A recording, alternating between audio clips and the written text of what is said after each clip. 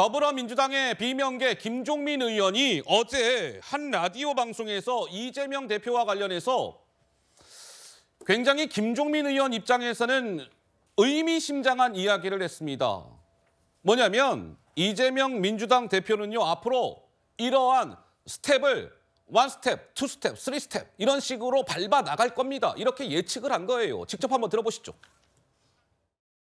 통합비례라면 거의 압도적으로 승리할 수 있는데도 불구하고 가는 이유가 전 있다고 봐요.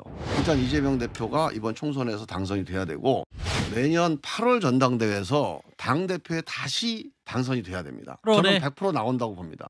이재명 대표의 재판이 대법원까지 가기 전에 이 재판 사법방어를 해서 다음 대선에 출마하는 거, 이게 이제 저는 마지막 목표라고 보거든요. 근데 이재명 대표가 당대표 연임하겠다는 말씀 한 적은 한 번도 없지 않습니까? 합니다. 반드시.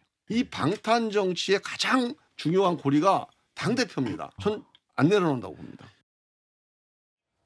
김종민 의원의 물론 이건 주장입니다. 김종민 의원의 주장에 따르면 이재명 대표는 내년 4월 총선에 아마 또 나와서 국회의원 배지를 한 번 더 달 것이고 내년 8월 말에 이재명 대표의 임기가 끝나는데 이재명 대표는 아마 당대표 한 번 더 할 겁니다. 더 하려고 할 거예요.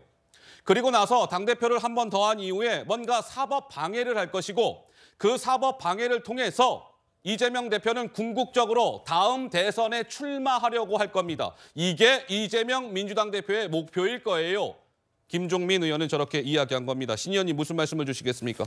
저하고 생각이 아주 똑같습니다. 아, 그렇습니까? 예, 그래서 작년부터 작년 3구 대선 떨어지고 오늘까지 이재명 대표가 걸어온 길을 보면요, 예. 쫙 저런 저기 나옵니다. 저런 그림이 나오고. 예. 그래서 저는 지금 원희룡 장관이 개항을로 출격하겠다니까 최근에 이제 민주당 내에서 나오는 얘기가 당 대표가 특정 지역 선거에 묶여 있으면은 전국적 지원 유세가 어려워진다. 그러니까 비례대표로 이재명 대표를 돌리는 방안 거의 검토 중이다. 이런 기사가 지금 나오고 있지 않습니까? 예. 그런데요, 비례대표를 하려면 후순위를 좀 해야 되거든요. 과거에 이제 김대중 대통령이 그렇게 했어요. 근데 그때 김대중 대통령이 뭐 10몇 번을 받았는데 비례대표 안 됐습니다. 근데 그런 식으로 몸을 던져서 하니까 그 다음번 대선에서는 또 당선이 됐습니다. 비례대표는 당선되지 못했는데 대통령에 당선됐는데 이재명 대표는 아마 그것도 어려울 것이다.